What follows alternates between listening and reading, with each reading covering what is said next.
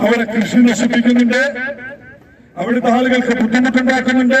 കഴിഞ്ഞ ഒരാഴ്ചയായിട്ട് ഈ ആന അവിടെ ഇറങ്ങിയിട്ടും അതിനെ തിരിച്ച് കാട് കയറ്റുന്നതിന് വേണ്ടിയിട്ടുള്ള സംവിധാനം വനം വകുപ്പിന്റെ ഭാഗത്തുനിന്നുണ്ടായിട്ടില്ല. അപ്പൊ ഇത് ഇത്തരത്തിൽ തികഞ്ഞ അലംഭാവം നടത്തിക്കൊണ്ട് മനുഷ്യ ജീവനെടുക്കുന്ന സർക്കാരായിക്കൊണ്ട് കേരളത്തിലെ പിണറായി വിജയൻ സർക്കാർ മാറിയിരിക്കുകയാണ്. ഇതിന് ശാശ്വതമായ പരിഹാരം കാണുന്നതുവരെ ഭാരതീയ പാർട്ടിയുടെ പ്രവർത്തകന്മാർ ഈ തെരുവുകളിൽ ഉണ്ടാകുമെന്ന് മാത്രം പറഞ്ഞുകൊണ്ട് ഈ സമരത്തിന്റെ അടുത്ത ഘട്ടം ഇതാ ഇവിടെ ഈ നിമിഷം മുതൽ ആരംഭിക്കുകയാണ്.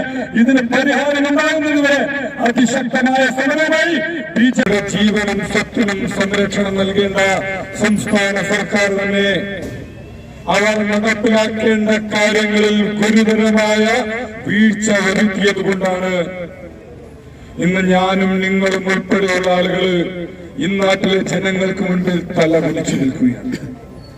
അതായത് ഇവിടുത്തെ ജനങ്ങളെ സംരക്ഷിക്കേണ്ട സംസ്ഥാന സർക്കാർ, ഇവിടുത്തെ വനം വകുപ്പ് കാര്യക്ഷമമായി അവര് ചെയ്യേണ്ട കാര്യങ്ങളിൽ കാര്യക്ഷമമായി ഇടപെടാതെ